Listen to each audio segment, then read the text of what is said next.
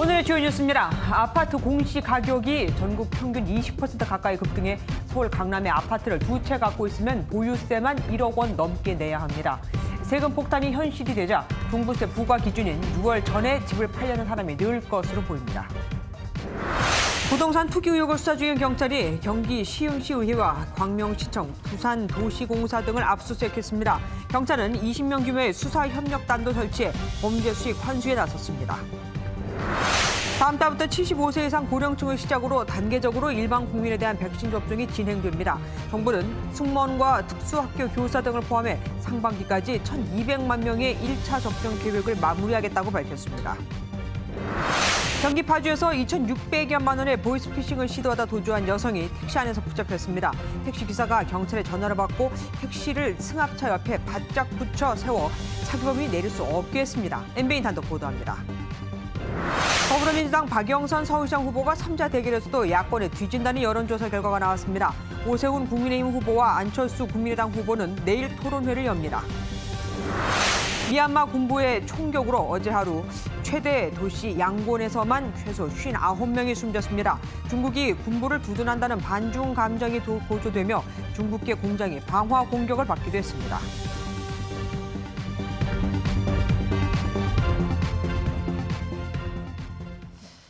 이맘때쯤 되면 정부가 아파트에 세금을 부과할 때 기준으로 삼는 공시가격이 발표됩니다.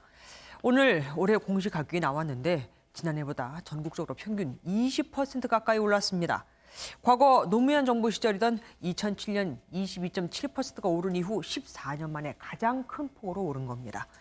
세종시는 무려 70% 넘게 올랐고 경기 24%, 대전 20%, 서울과 부산 등도 전국 평균보다 더 올랐죠. 지난해 아파트값 자체가 워낙 오르다 보니까 시가 반영률을 크게 높이지 않아도 저절로 역대급으로 공시가격이 오른 겁니다. 특히 중저가 아파트가 모여있는 노원구는 35% 가까이 뛰며 서울에서 1위를 기록했습니다. 종부세를 내느냐 마느냐 기준이 되는 게 공시지가 9억 원이죠. 공시가격이 이렇게 오르다 보니 종부세 부과 대상 아파트는 1년 전보다 70% 급증한 52만 4천 가구가 됩니다. 정부는 6억 원 이하 아파트는 재산세가 더 떨어질 거라고 했지만 고가 아파트 소유자는 그야말로 세금 폭탄을 맞게 될 겁니다. 박토일 기자가 취재했습니다. 서울 반포동의 한 아파트. 올해 서초구 공시가 평균 상승률을 적용하면 전용 112제곱미터의 예상 공시가격은 35억 1천만 원으로 지난해보다 4억 원 넘게 오릅니다. 이 가격으로 추산한 올해 보유세는 4,300만 원, 재산세가 780만 원으로 15%가량 오르고 종부세는 2,600만 원으로 90% 가깝게 뛰어올라 전체 보유세 부담은 60%가량 증가합니다. 강남권 두 채를 소유한 다주택자를 가정에 계산해보니 보유세는 1억 원을 넘어갑니다. 음마아파트와 잠실주공 5단지 아파트를 갖고 있으면 지난해 4천만 원에서 2배 넘게 오르는 겁니다. 서울 강북 1주택자라도 지난해 집값 상승으로 보유세는 최대 40% 오를 전망입니다. 이렇게 보유세 부담이 크게 늘면 종부세 부과 기준인 6월 전에 집을 팔려는 사람이 늘 것이란 전망도 있습니다. 변동률이 예년보다 좀 높은 경향이 있는데요. 작년에 시세 변동이 많았던 부분을 반영한 것으로 이해하시면 될 것 같습니다. 정부는 다만 지난해 말 지방세법 개정에 따라 공시가격 6억 원 이하 1주택자 보유세는 지난해보다 줄어들 것이라고 내다봤습니다. MBN 뉴스 박통일입니다. LH 직원들로 촉발된 부동산 투기 의혹과 관련해 경찰이 전국 곳곳에서 동시다발적으로 압수수색을 진행했습니다. 합동수사본부는 관련 신고센터도 만들었는데 제보가 줄을 잇고 있다고 합니다. 이재호 기자가 보도합니다. 압수물 상자를 든 수사관들이 시흥시 의회를 빠져나갑니다. 의미 있는 자료 확보하셨나요? LH 직원들의 땅 투기 사태로 촉발된 부동산 비리 의혹이 지자체로 번진 이후 처음으로 이뤄진 강제 수사입니다. 3기 신도시 예정지에 있는 시흥시의원의 딸명의 토지와 건물입니다.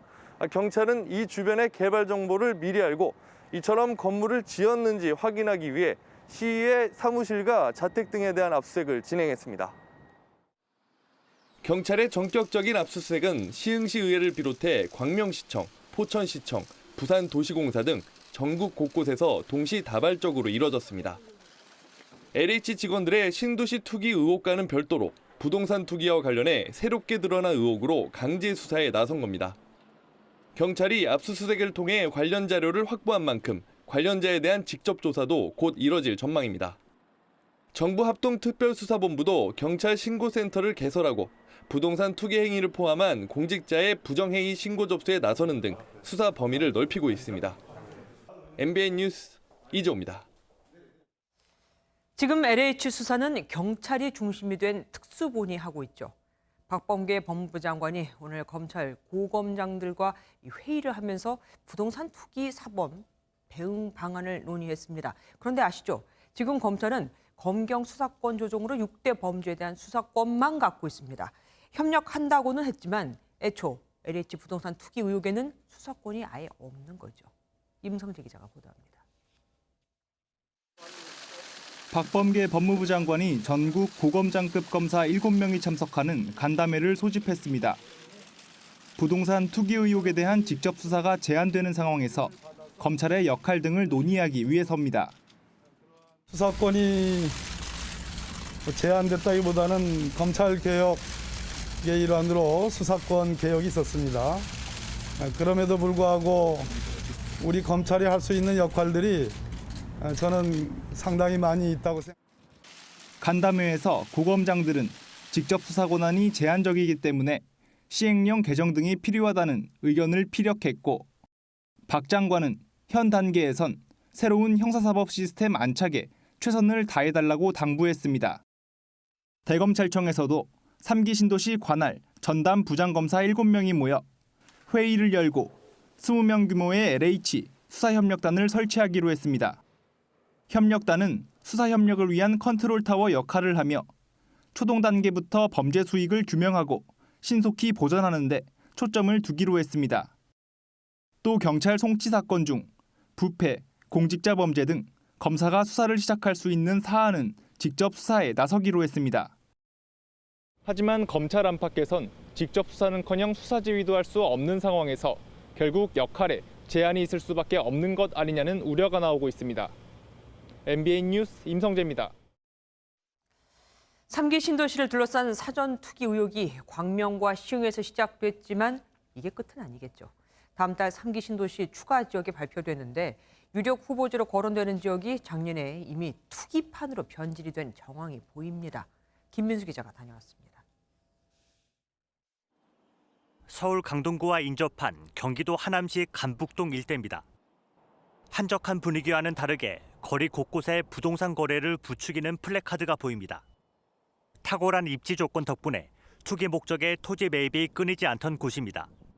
그 이전부터 그런 예는 있었죠. 근데 이제서 이렇게 문화돼서 문제가 됐지만 3기 신도시 공공주택지구 추가 지정지로 거론되는 곳인데 발표 1년을 앞둔 시점에 땅 투기가 극성을 부렸습니다. 지난해 4월 토지 거래 36건 가운데 34건이 지분 쪼개기 거래로 나타났습니다. 또 다른 유력 후보지인 김포 고촌읍의 지난 12월 거래 건수는 160건으로 상반기 월 평균 18건을 크게 웃돌았습니다. 지난달 발표된 공공주택지구 1차 추가 지정에 이어 2차 후보지 역시 투기판이 되는 것 아니냐는 우려가 나옵니다.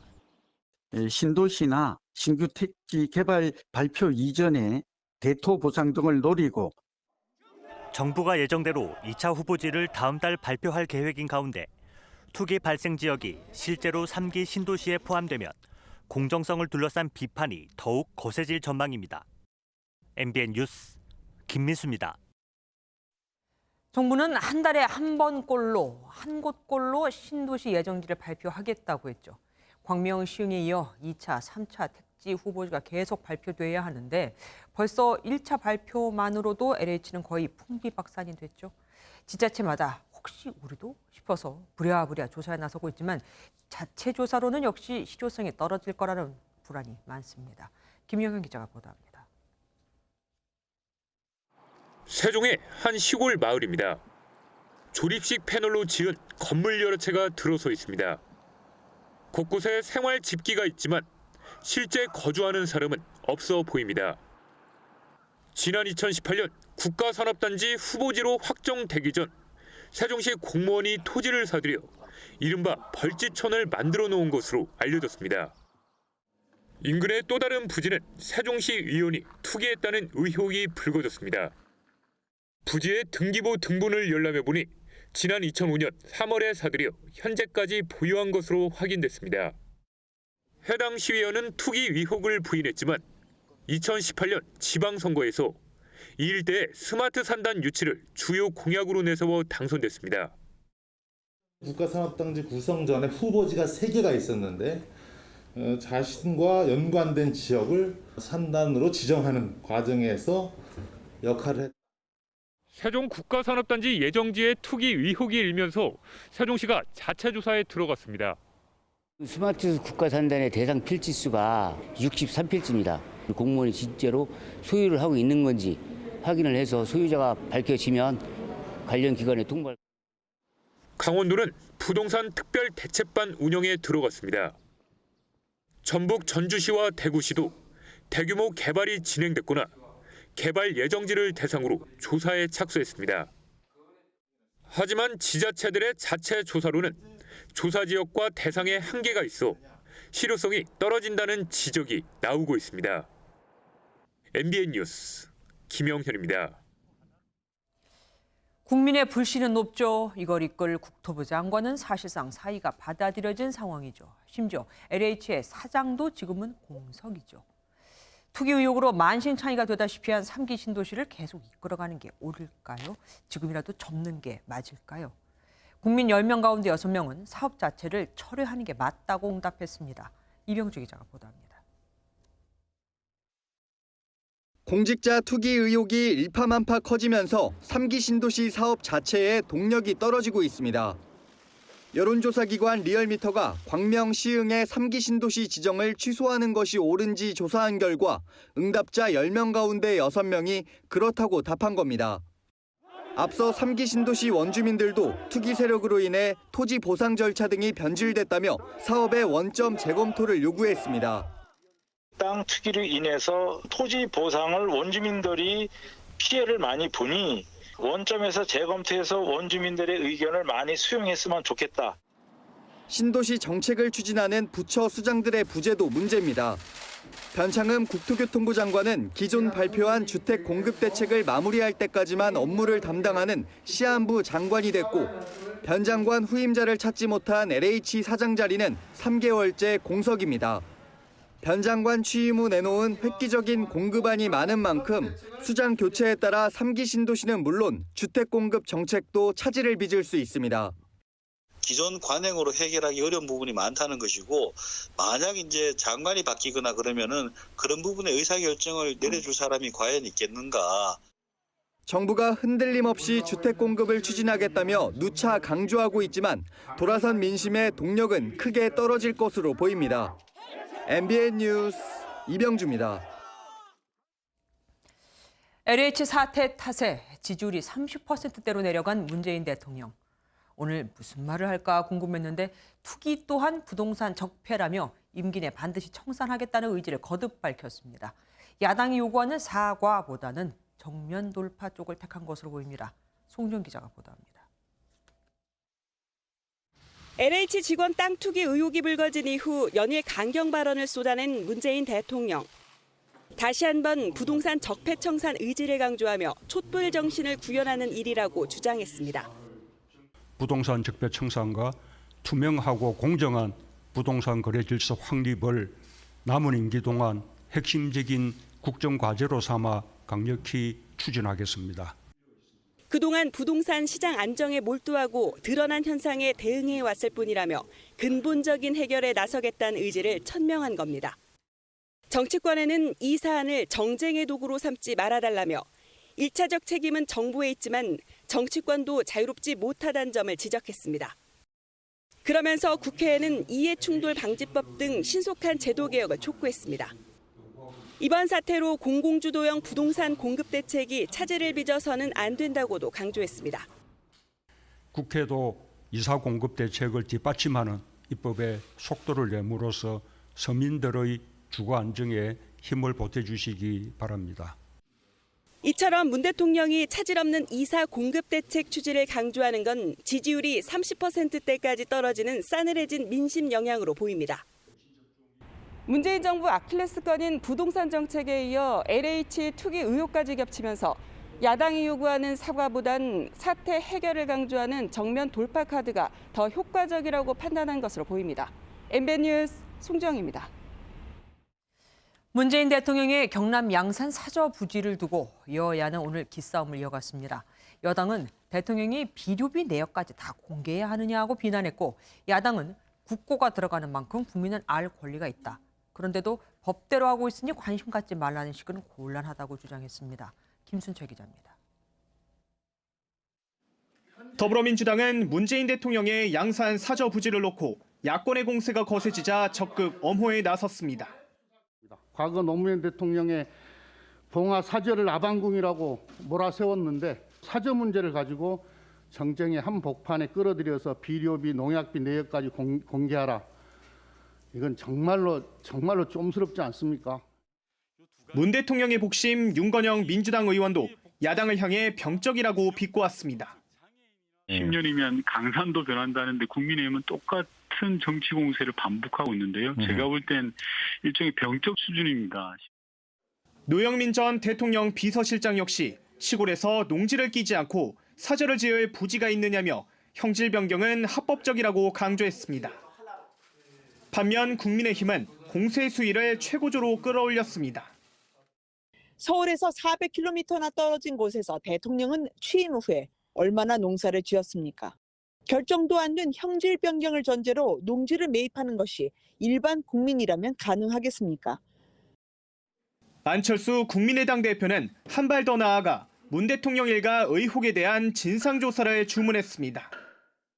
처남의 수십억 시세 차익, 따님의 억대의 시세 차익은 아무 문제가 없는 것입니까?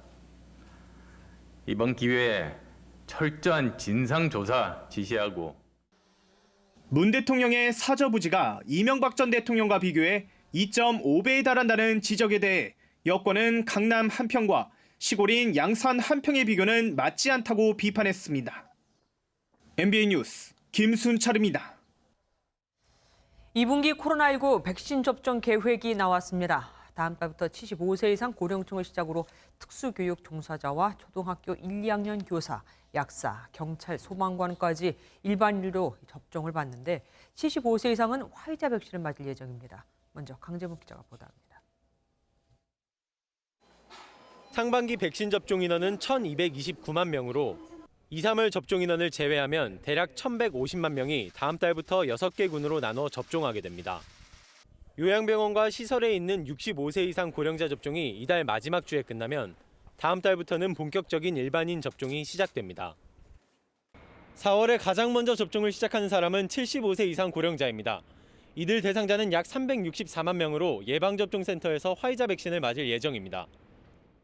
특수교육 종사자와 보건교사, 교정시설에 대한 접종도 4월에 차례로 진행됩니다. 5월부터 6월에는 65에서 74세 고령층에 대한 아스트라제네카 백신 접종이 시작되고 항공승무원과 약사, 경찰 소방관, 군인도 이 시기에 접종이 이루어집니다. 정부는 상반기에 총 1,200만 명이 1차 접종을 마칠 수 있도록 만반의 준비를 다 하겠습니다. 현재 확보한 백신은 1,610만 회분으로 2분기 접종 대상자 모두에게 1회 접종할 수 있는 상황입니다. 방역당국은 다음 달부터 일반인 접종이 본격화되는 만큼 시, 군구, 읍면동별로 대상자에 대한 접종 동의 절차를 신속히 진행하기로 했습니다. MBN 뉴스 강재묵입니다.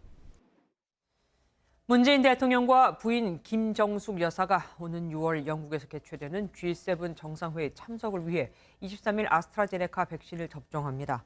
청와대는 23일은 65세 이상 접종이 시작되는 날이라며 안전성 논란을 불식시키기 위해 대통령 내외가 솔선수범에 나서는 것이라고 설명했습니다. 2분기 백신 공급 일정이 공개되면서 고령층에 대한 접종은 어떻게 이루어지는지 등 아직 궁금한 점이 많습니다. 보건복지부 출입하는 심가현 기자와 자세히 얘기 나눠보도록 하겠습니다. 어서 오십시오. 우선 남은 접종 대상자들 그 순서부터 좀 정리를 해주세요. 네, 일단 달력을 보면서 순서대로 설명을 드리도록 하겠습니다. 먼저 요양병원과 시설의 입소자와 종사자에 대한 접종이 2월 말부터 시작이 됐었는데 네. 이 중에 65세 이상은 아스트라제네카의 효능 논란으로 접종을 받지 못했었습니다. 이들을 대상으로 한 접종이 이달 마지막 주에 시작될 예정입니다. 또 4월 첫째 주에는 75세 이상 어르신과 노인시설 입소자, 특수교육 종사자와 보건교사, 어린이집 장애아 교사가 먼저 백신을 맞게 됩니다. 둘째 주에는 장애인 시설과 교정시설에 있는 사람들이 맞게 됩니다. 셋째 주가 되면 결핵 한센인들이 거주하는 시설에 대한 접종이 이뤄지고 마지막 주에는 노숙인도 접종을 시작합니다. 5월이 되면 65세 이상부터 74세까지 494만 명의 접종이 시작되는데 항공승무원도 이때 접종이 이뤄질 전망입니다. 또 6월 중으로는 유치원과 어린이집, 초등학교 1, 2학년 교사와 만성질 환자, 경찰과 소방, 군인 등 사회 필수 인력들이 접종을 받게 됩니다. 뭐 그러니까 늦게 맞는다고 뭐 속상해할 필요는 없는 거네요. 내가 건강하거나 뭐 옮길 아니면은 옮겨올 일이 별로 없는 사람들이 늦게 맞는 거니까. 연령에 따라 또 직군에 따라서 맞게 되는 백신도 다 다르다면서요. 내가 선택할 수도 없고. 네, 그렇습니다. 먼저 나이 기준에 대해 말씀드릴 텐데요. 나이 기준은 75세라고 보시면 될 것 같습니다. 75세 이상의 어르신들과 노인시설 입소자, 종사자만 화이자 백신을 맞게 됩니다.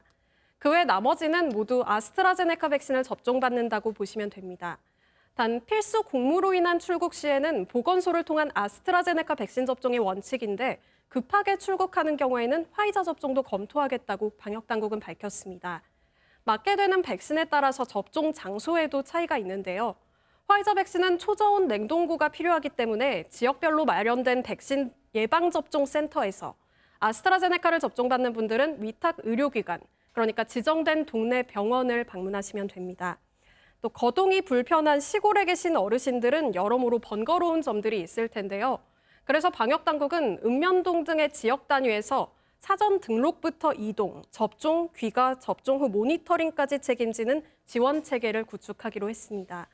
단 이마저도 힘든 어르신들의 경우를 대비해서 방문 접종이 가능한 백신도 고려 중에 있다고 밝혔습니다. 지금 말씀해 주신 건 이제 어디서 맞느냐는 얘기인데 2분기 접종 인원만 1,150만 명에 달한단 말이에요. 네. 이 사람들이 그러면은 언제 내가 어디서 어떻게 맞을지는 어떻게 세분해서 알 수 있습니까? 네, 접종 인원이 많다 보니 아무래도 언제 어떻게 접종 예약을 하고 어디에서 맞아야 할지 좀 헷갈릴 수가 있습니다. 네. 그래서 방역당국에서는 3월 31일부터 카카오, 네이버, 휴대폰, 문자 등의 앱을 통해서 접종자 등록과 확인 관련 정보를 제공하기로 했습니다. 또 예방접종 예약관리 홈페이지를 통해서 사전 예약도 가능하고요. 콜센터와 보건소에서도 접수를 할 수 있습니다. 이렇게 설명해도 사실 잘 모르실 수가 있으니까 뭐 자식들이나 주변의 젊으신 분들, 또 보건소나 읍면동의 주민센터 직원들에게 물어보고 접종을 하시면 될 것 같습니다. 예, 주민센터 가면은 꼭 이렇게 많이 질문하러 오시더라고요. 유럽에서는 특히 아스트라제네카 백신이 문제입니다. 혈전이 생긴다 그래서 뭐 어느 일부나 아니면 혹시 아스트라제네카 전체 백신을 못 맞게 하는 곳들도 꽤 많던데요.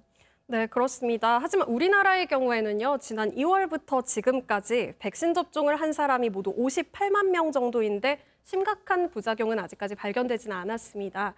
접종 후에 사망 신고가 접수된 게 모두 16건인데 당국이 조사를 했더니 14건의 사망 원인은 백신과는 무관한 것으로 밝혀졌습니다.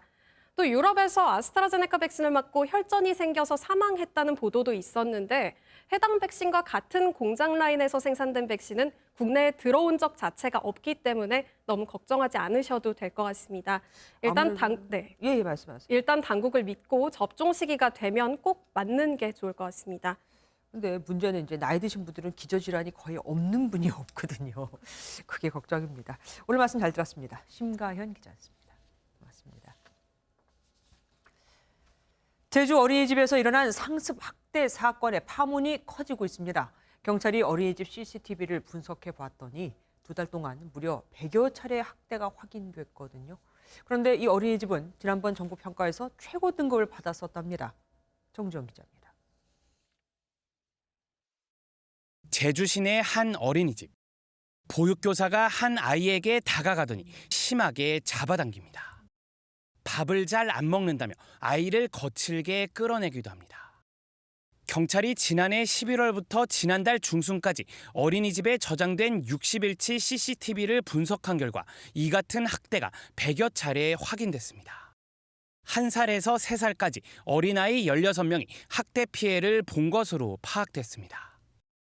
경찰은 어린이집 원장과 교사 6명 등 모두 7명을 아동복지법 위반 혐의로 입건했습니다.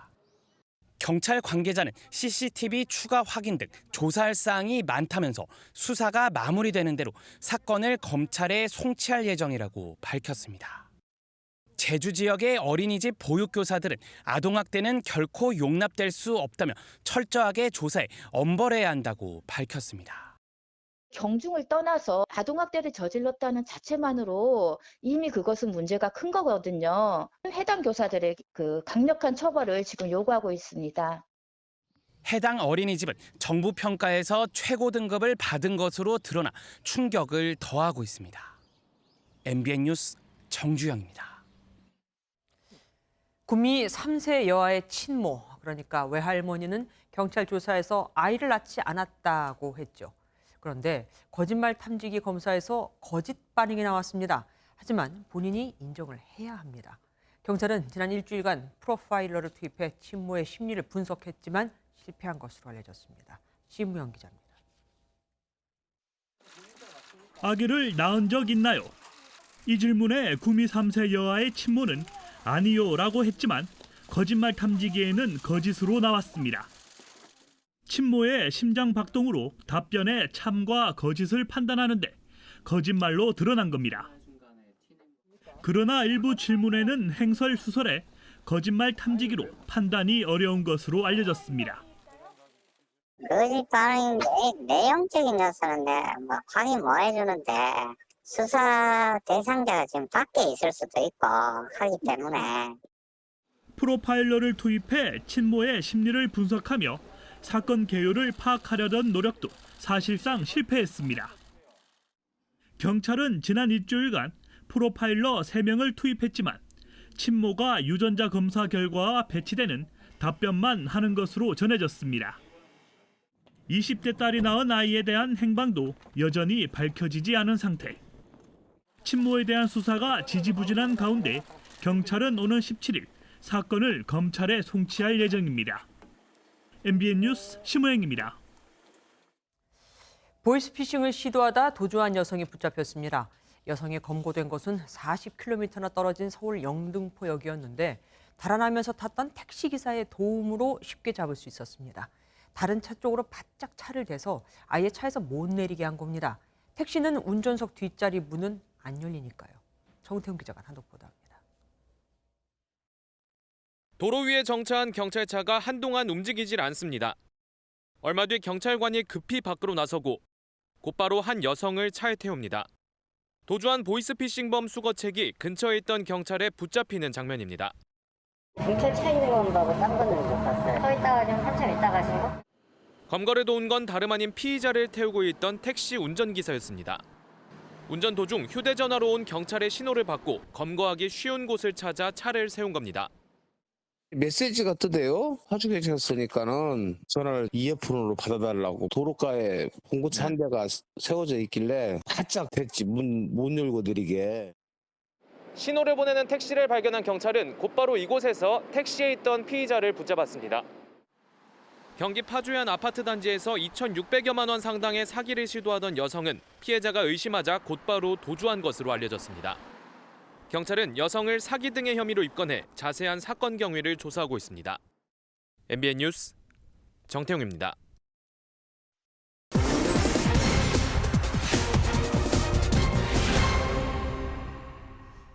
BTS 등 유명 연예인의 사진이 담긴 졸업 앨범은 온라인상에서 거래도 됩니다. 하지만 졸업 앨범 안에는 수많은 졸업생들의 얼굴과 사진 등 개인정보들이 들어있죠. 졸업 앨범 거래를 처벌해야 한다는 주장도 나오고 있는데 실제로 가능한 일인지 사실 확인해서 김태림 기자가 살펴봤습니다. 최근 한 중고거래 사이트에서 BTS 등 유명 연예인들의 졸업사진을 거래한다는 글이 올라왔습니다. 100만 원이 넘는 금액까지 제시된 것으로 알려졌는데 일부 누리꾼들은 악용될 수 있지 않느냐, 동창 등 일반인들의 초상권은 어디 있느냐며 비판하고 있습니다. 개인정보가 들어있는 졸업앨범을 거래하면 처벌할 수 있을까요? 우선 법에서 정의하는 개인정보를 살펴보니 개인정보는 이름과 주민등록번호 등 개인을 알아볼 수 있는 정보로 졸업앨범도 이에 해당합니다.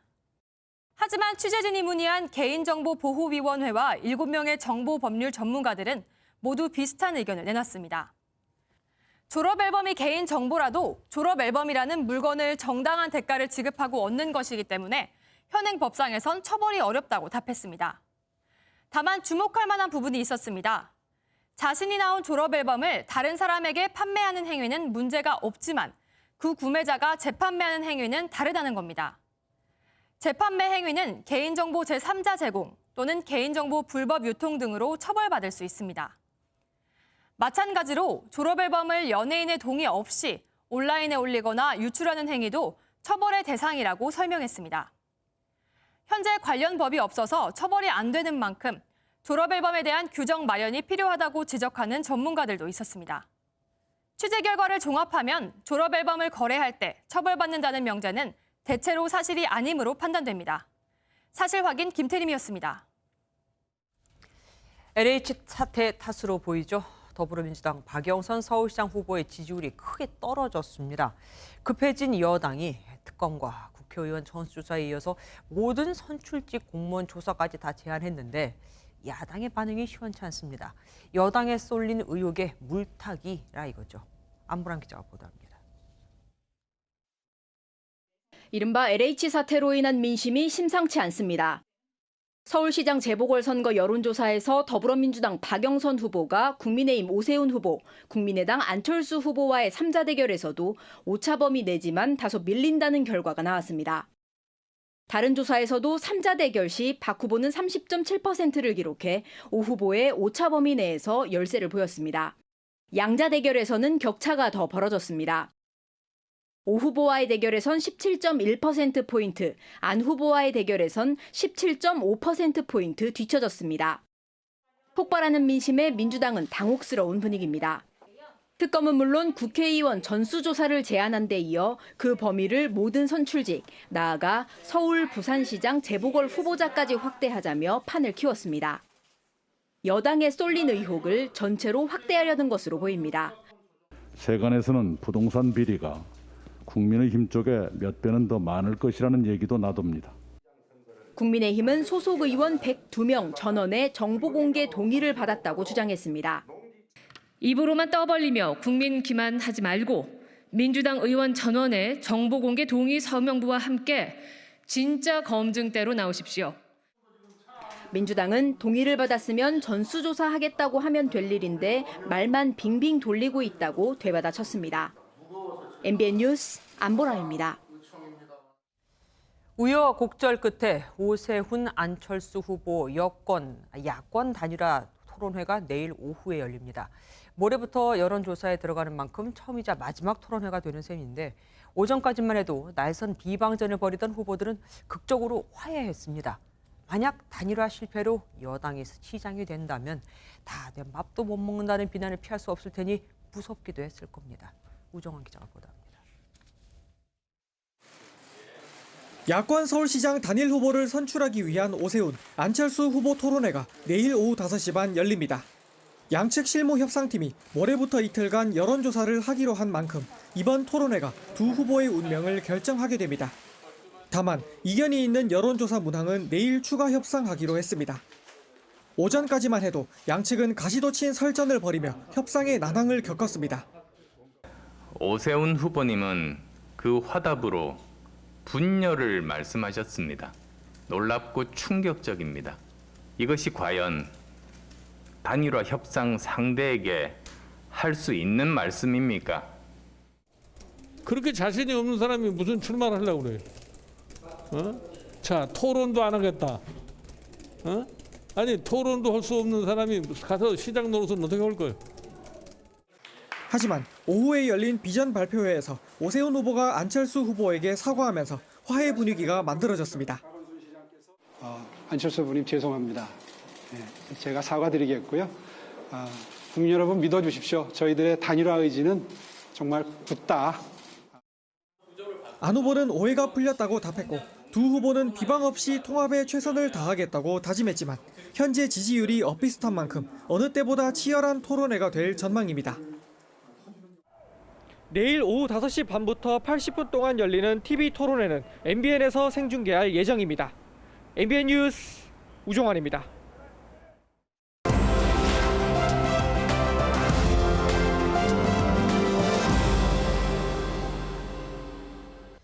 키워드를 살펴보는 오늘의 화제 빅뉴스 시간입니다. 정치부 전정인 기자와 함께하겠습니다. 어서 오십시오. 첫 번째 키워드 보겠습니다. 윤석열 상한가. 이거 윤석열 전 검찰총장의 차기 대권 후보 지지율 얘기죠? 맞죠? 네, 맞습니다. 윤석열 전 검찰총장의 대권 지지율 상승세가 그야말로 거침이 없습니다. 네. 한마디로 상한가를 기록하고 있는데요. 네, 사퇴 직후 30% 넘는 지지율을 기록하며 단숨에 1위를 기록했던 윤 전 총장은 오는 발표에서도 37.2%를 기록하며 지지율이 또다시 상승했습니다. 이재명 경기지사와 이낙연 더불어민주당 상임 선대위원장은 각각 24.2%와 13.3%를 기록해 격차를 더욱 벌렸습니다. 예, 정작 윤 전 총장은 사퇴 네. 후에 딱 집에만 있어요. 말 그대로 집콕 그렇죠. 모드인데도 왜 이렇게 상한가인 거죠? 네, 윤 전 총장의 지지율을 좀 지역별로 좀 살펴보면요. 네, 보수 텃밭인 대구, 경북, TK 지역에서 과반의 높은 지지율을 받았습니다. 보궐선거를 앞둔 서울과 충청권에서도 50%에 육박하는 지지율을 기록하고 있는데요. 최근 LH 사태로 불거지고 있는 정권 심판론이 윤석열 전 총장의 지지율 급등으로 이어졌다는 분석이 나옵니다. 사실 그동안 야권 대선 주자들이 두각을 나타내지 못하면서 야권 지지층들이 좀 답답해했었는데요. 네. 네, 최근 TK 출신의 김재원 전 국민의힘 의원은 이길 수만 있다면 윤석열이 괴물이면 어떻고 악마면 어떤가라며 기대감을 드러내기도 했습니다. 윤 총장이 이렇게 윤 전 총장이 인기가 있어서 그런지 윤 전 총장 팔기도 지금 계속되는 것 같아요. 그렇죠. 어떤 네. 야당 의원 대표는 이런 말씀도 하셨잖아요. 저 사람 윤 대표하고 윤 총장하고 통화도 안 했는데 통화한 척하네. 뭐 이런 얘기까지 네, 했었어요. 맞습니다. 네, 일단 안철수 후보는 서울시장이 되면 윤 전 총장을 포함해 더 큰 야권을 형성할 것이라고 밝혔습니다. 네, 권은희 국민의당 원내대표는 오늘 한 방송에서 윤 전 총장 퇴임하는 날 안 대표와 통화를 했다고 밝히기도 했습니다. 윤석열 전 총장이 퇴임하시는 그 전후 사정이 상황이 급변하고 아무래도 많이 힘드신 상황이기 때문에 어떻게 힘이 되어 드릴 수 있을까 이런 부분들을 여쭤봤습니다. 이에 대해 김종인 국민의힘 비상대책위원장은 서로 아무런 교감이 없을 것이라고 꼬집었습니다. 지금 소위 단일화 막판에 좀 불리한 여건에 처하니까 자기 나름대로의 뭐 하는 힘을 좀 발휘해 보려고 그런 얘기를 하지 않았나 이렇게 생각을 해요. 네, 윤 전 총장은 현재 집콕 중이지만 존재만으로도 서울시장 선거에 영향을 미치고 있다고 볼 수 있겠습니다. 예, 알겠습니다. 다음 키워드 보겠습니다. 장동건 아파트. 배우 장동건 씨 얘기하는 것 같은데 그 아파트에 무슨 문제가 생겼습니까? 네, 문제는 없고요. 네, 장동건 씨가 분양받아 화제가 됐던 더 펜트하우스 청담 아파트가 전국에서 가장 비싼 아파트에 올랐습니다. 와. 국토부가 올해 공동주택 공시 가격안을 발표했는데 이 아파트 전용 면적 407제곱미터의 공시 가격이 163억 2천만 원에 책정된 겁니다. 와우. 이 때문에 10년 넘게 가장 비싼 아파트 자리를 지켜온 서초의 트라움하우스는 2위로 밀려났습니다. 그 서초 트라움하우스가 이건희 전 회장의 빌라로 유명했던 그곳인데 맞습니다. 네. 이건희 회장이 빌라를 누른 거네요. 그렇죠. 대단합니다. 그런데 앞서 우리가 얘기를 잠깐 했지만 네. 공시지가가 이제 오른단 말이에요. 그럼 보유세도 엄청나지 않겠습니까? 장동건 씨네 집이. 네, 일단 이 아파트를 좀 보면요. 이 아파트는 지난해 완공이 되면서 올해 처음으로 보유세를 내는데요. 예. 네, 전용 면적 407제곱미터의 경우 보유세가 4억 953만 원에 달한다고 합니다. 4억이요? 재산세가 3,854만 원, 종합부동산세는 2억 9천여만 원 정도 부과될 것으로 보이는데요. 가장 비싼 아파트인 만큼 세금도 그야말로 상상 초월입니다. 보유세가 4억이 넘으면 그러면은 10년 갖고 있으면 세금만 40억 원 나온다는 얘기네요. 뭐 세금도 넘사벽입니다. 네. 다음 키워드 보겠습니다. MB의 답장. 지금 혹시 구치소에 있는 그분께서 뭐 답장 썼다는 얘기입니까? 네, 맞습니다. 지난 12일 한 온라인 커뮤니티에 이명박 전 대통령으로부터 편지를 받았다는 내용의 글이 하나 올라왔습니다. 글쓴이는 예전에 이 전 대통령에게 편지를 써서 보냈는데 답장이 왔다며 손편지를 공개했는데요. 편지에는 뜻밖의 편지를 받고 반가웠다며 부족한 점이 많지만 평생 열심히 정직하게 살아왔다고 생각한다는 내용이 담겨 있었습니다. 평생 정직하게. 그런데 이게 확실히 이 전 대통령이 보낸 게 맞다고 확인이 된 겁니까? 누가 대신 보낼 수도 있는 거잖아요. 그렇죠. 네, 안 그래도 누리꾼들 사이에서 가짜 아니냐며 논란이 일었는데요. 네. 제가 오늘 이 전 대통령 변호인과 통화를 해봤는데 이 전 대통령이 학생에게 답장한 것은 맞다고 합니다.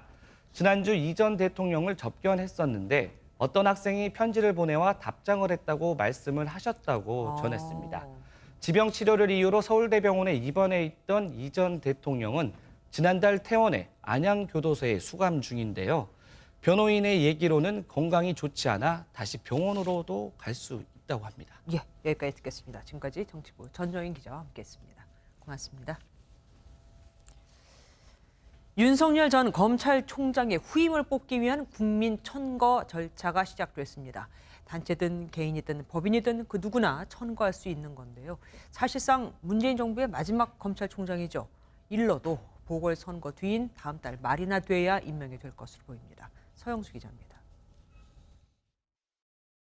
법무부는 오는 22일까지 차기 검찰총장 후보를 추천받습니다.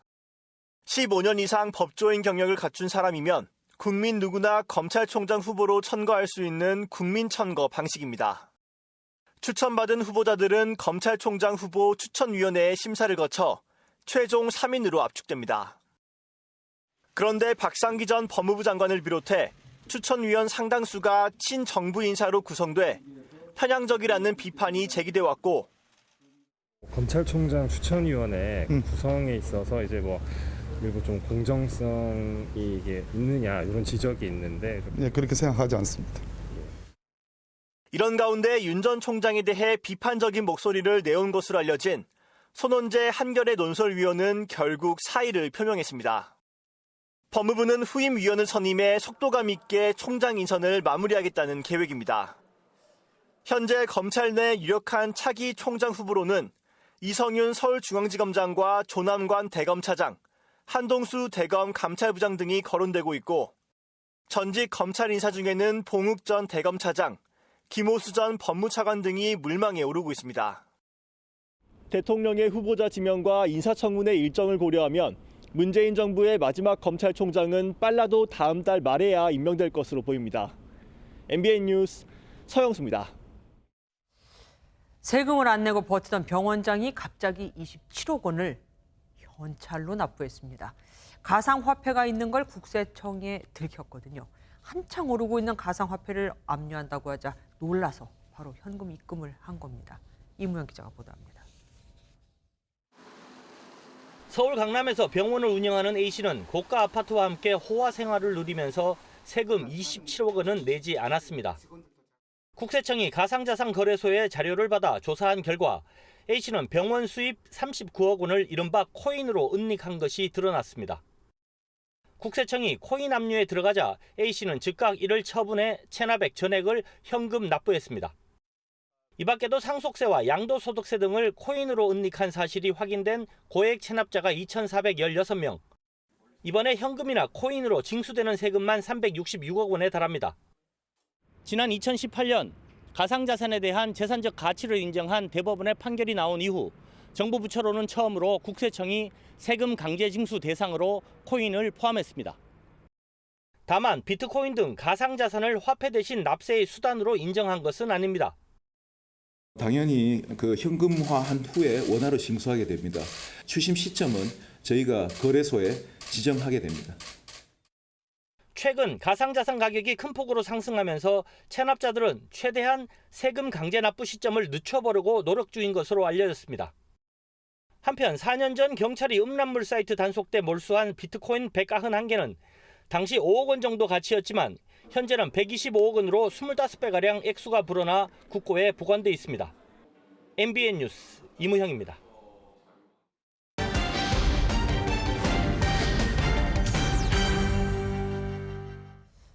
폭스바겐이 우리 시각으로 저녁 9시 유튜브에서 새로운 배터리 전략을 발표합니다. 일찌감치 폭스바겐 CEO는 자동차 발표가 아니다라고 못 박았습니다.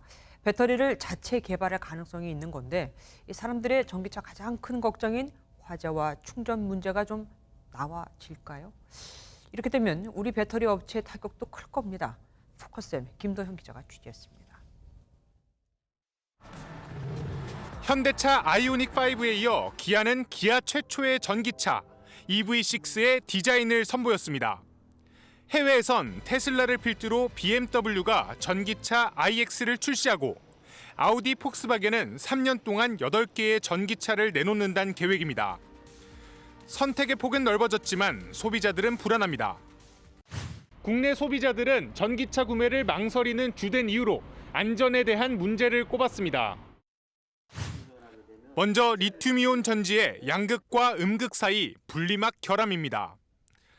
급속 충전이나 외부 충격으로 분리막이 손상되면 걷잡을 수 없는 화재로 이어집니다. 요 분리막, 요 하얀 거 있죠? 요게 이제 요 플러스 마이너스 사이에서 이제 터져가지고 결국 플러스 마이너스 합선이 되는 거예요. 그러면 화재가 이어질 수 있는 거죠. 두 번째는 배터리 관리 시스템의 작동 오류입니다.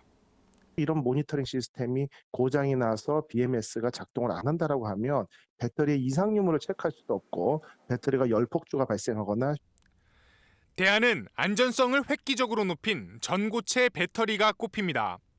이제 고체 전해질에다가 불을 댔을 때 불에 타지 않는 그런 특성을 보이게 돼요. 그렇게 되면 이제 그 화재에 대한 위험성이 굉장히 낮게 될 수 있다는 거죠. 전고체 배터리는 부피가 작아지고 충전 속도는 대폭 빨라지는 장점이 있습니다. 이런 가운데 테슬라의 배터리데이에 비견되는 폭스바겐의 파워데이에 배터리 업계의 이목이 집중되고 있습니다. 폭스바겐이 배터리를 자체 개발하거나 한국 이외의 곳에서 조달할 가능성이 제기되고 있습니다. 지난해 세계적으로 300만 대가 팔렸던 전기차는 오는 2030년 판매 대수가 2,600만 대로 급증할 전망입니다. MBN 뉴스 김도형입니다.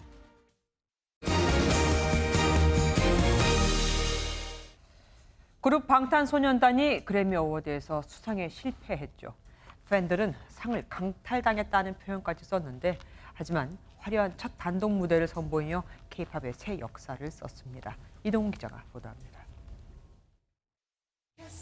정장 차림의 방탄소년단 멤버들이 화려한 무대 위에서 다이너마이트를 선보입니다. 무대를 여의도 초고층 빌딩으로 옮겨 서울의 야경을 뒤로하고 완벽한 군무를 펼칩니다. 아시아 최초로 그래미 어워드 시상식에서 단독 무대에 나선 겁니다. 방탄소년단은 그러나 그래미 어워드 시상식에 베스트 팝 듀오 그룹 퍼포먼스 부문에서 고배를 마셨습니다. 보수적 성향의 그래미는 결국 아리아나 그란데와 함께 레인 온 미를 부른 레이디 가가를 택했습니다. 빌보드 뮤직 어워드, 아메리칸 뮤직 어워드를 평정했던 방탄소년단이 그랜드 슬램 달성에는 실패한 겁니다. 팬들은 물론 외신들도 아쉬움을 나타냈습니다. AFP 통신은 아시안 팝 음악의 역사적인 승리에 대한 희망을 꺾었다고 평가했고 LA타임스는 만약 수상했다면 K-팝의 큰 성취로 기록됐을 것이라고 보도했습니다. 방탄소년단은 공식 트위터에서 염원하던 단독 공연까지 펼쳐 영광스럽다며 다음 목표를 향해 쉼없이 나아갈 것이라고 전했습니다.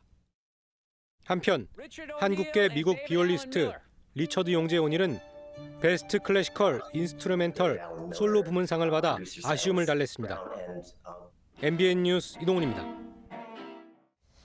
미얀마에서 쿠데타에 반대하는 시위가 이어지는 가운데 군부가 시위대에 총격을 가하면서 최악의 유혈 사태가 빚어졌습니다. 어제 하루 양곤에서만 최소 59명이 숨졌거든요. 중국이 군부를 두둔하고 있다는 반중 감정에 중국계 공장이 공격을 당하기도 했습니다. 이기종 기자입니다. 시위대가 방패로 벽을 만들고 버텨보지만 계속되는 총격에 도망칠 수밖에 없습니다. 군경은 부상자를 실은 구급차까지 가로막습니다. 밤늦게까지 이어진 시위. 날카로운 총성과 함께 부상자가 속출했습니다. 야외에 임시 치료소가 설치됐지만 턱없이 부족합니다. 남편을 잃은 아내는 몸부림치며 오열합니다. 어제 미얀마 군경의 실탄 사격으로 양곤에서만 최소 59명이 숨졌다고 현지 언론이 보도했습니다. 상황을 견디다 못한 경찰이 미얀마를 탈출하기도 했습니다.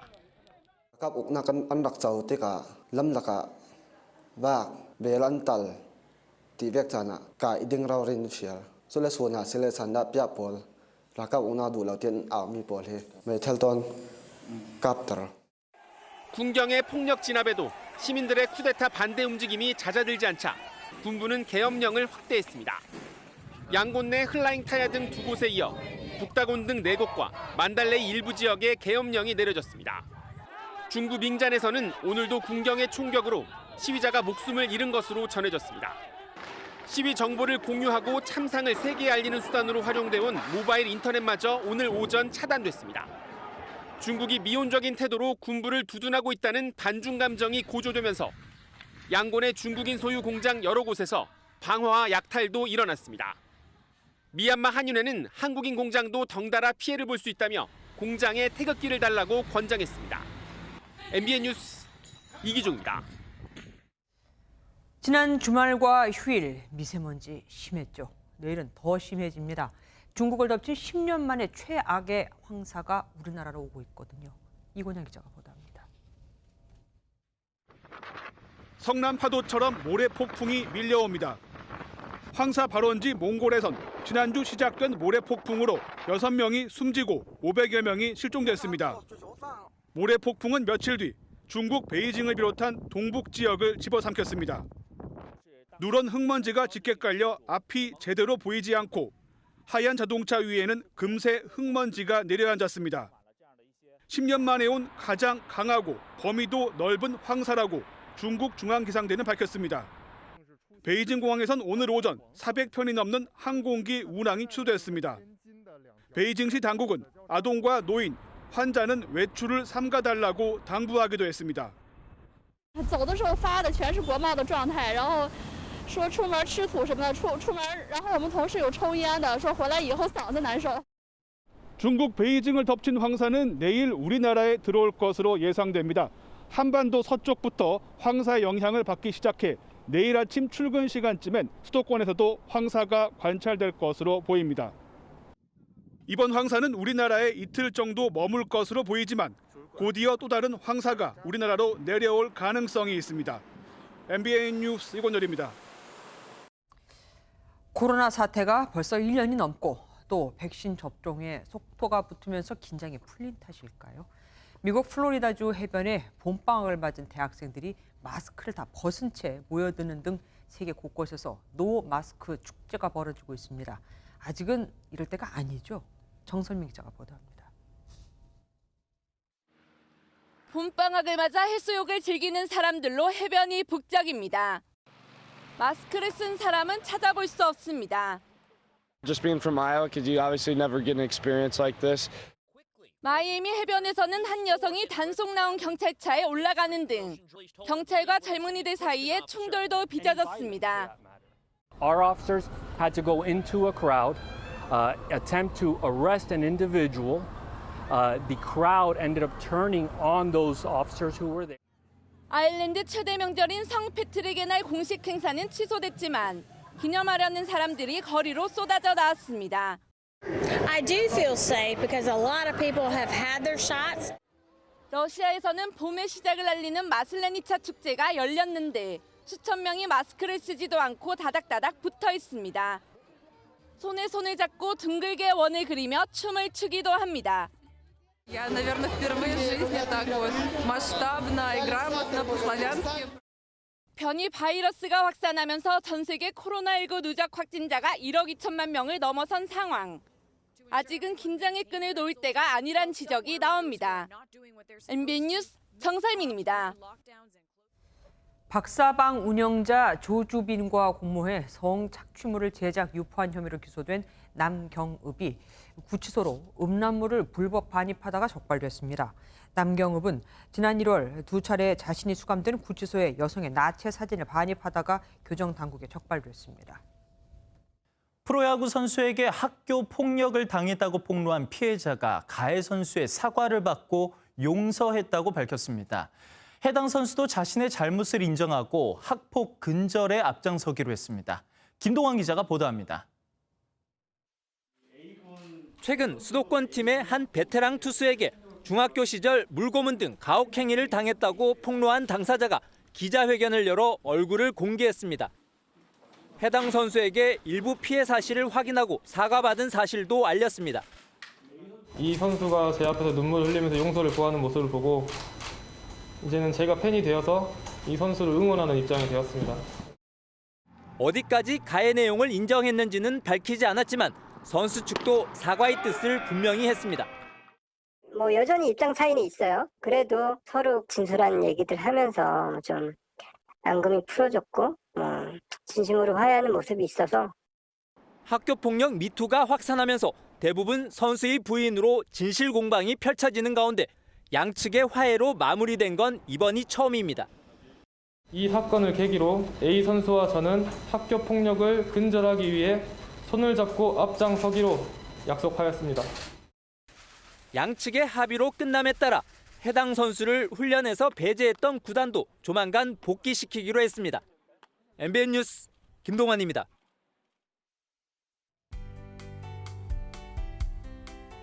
북서쪽에서 비구름이 다가와 전남 해안부터 영향을 주기 시작합니다. 밤 사이에는 전국 대부분 지역으로 확대되겠는데요. 내일 새벽까지 비의 양은 제주에 초고 40mm, 전남에 5에서 10mm가량이고요. 그 밖에 중서부 지역과 전북, 영남 서부 내륙과 경남 남해안에 5mm 안팎의 비가 조금 지나겠습니다. 비가 그친 뒤에는 올 들어 가장 짙은 황사가 몰려옵니다. 현재 지도에서 붉은색으로 보이는 곳은 240마이크로그램 이상의 매우 강한 황사인데요. 비가 그치면 이 황사가 강한 부풍을 타고 우리나라 서쪽으로 밀려오겠습니다. 따라서 내일 새벽 서해 5도를 시작으로 내일 아침부터 오전 사이에는 전국 대부분 지역에서 황사가 관측될 것으로 보입니다. 내일 서쪽 지역은 종일 미세먼지 농도가 매우 나쁨 단계를 올라서겠습니다. 영동과 영남을 따라서도 내일 오전 한때 매우 나쁨 수준까지 올라설 것으로 예상됩니다.